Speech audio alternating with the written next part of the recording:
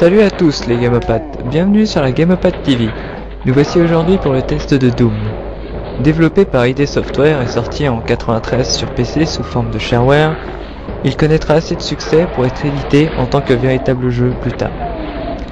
Doom est un précurseur du genre, appelé de nos jours FPS pour certains, ou justement Doom-like pour les plus anciens. Il va lancer totalement, après Wolfenstein 3D du même développeur, le jeu en 3 dimensions. Mais au fait, Doom, c'est quoi?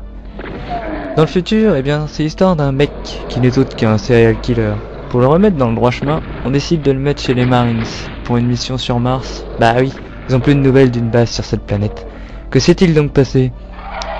Donc, chargé de la communication, il va rester en arrière et entendre tous ses copains se faire trucider. Décidant qu'il faut bien revenir sur Terre, il décide de se lancer à la recherche d'un échappatoire. Et c'est là que vous commencez. Armé d'un petit pistolet et d'un coup de poing américain, vous vous lancez dans la base. C'est parti! Le principe est simple, il faut arriver jusqu'à la fin de chaque niveau et actionner l'interrupteur. Bien sûr, divers monstres et mutants et autres zombies vont vous barrer la route, sans compter les architectures des niveaux, pas toujours en votre faveur.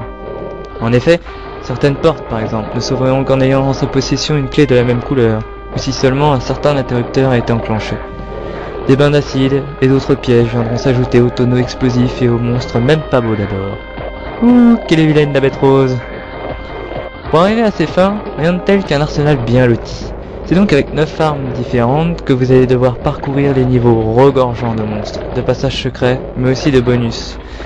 Car avec les classiques munitions et soins, viendront s'ajouter les armures, les tenues biochimiques qui permettent de ne plus être touché par les produits verdâtres et autres laves, ou encore des bonus d'invisibilité.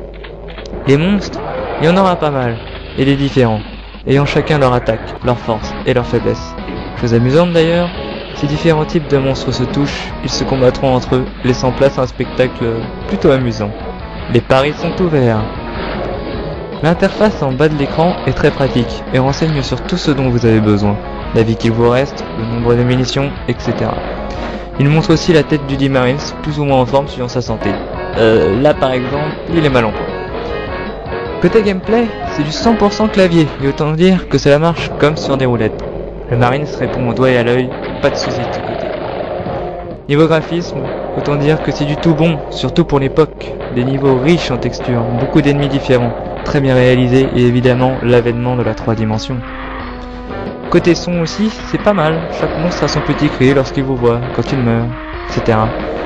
Les sons des armes sont sympas et les musiques vont bien avec l'ambiance globale du jeu. Pour l'époque, autant dire que même après Wolfenstein, ce jeu est une petite révolution. Il y aura une extension, nommée Ultimate Doom, ainsi que 3 suites, nommées Doom 2, Final Doom, et bien plus récemment Doom 3, qui lui aussi a sa propre extension. Il y aura même une version spécifique à la Nintendo 64. Même si les versions de base étaient sur PC, les Doom sortiront sur beaucoup de supports différents, allant de la PlayStation à la Jaguar, en passant par la Game Boy Advance et même la Super Nintendo.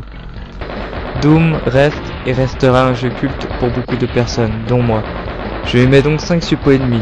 Je lui aurais bien mis 6, mais aucun jeu n'est parfait. Voilà, en espérant que ce petit test vous ait plu, à bientôt et à la prochaine sur la Gamopathe TV.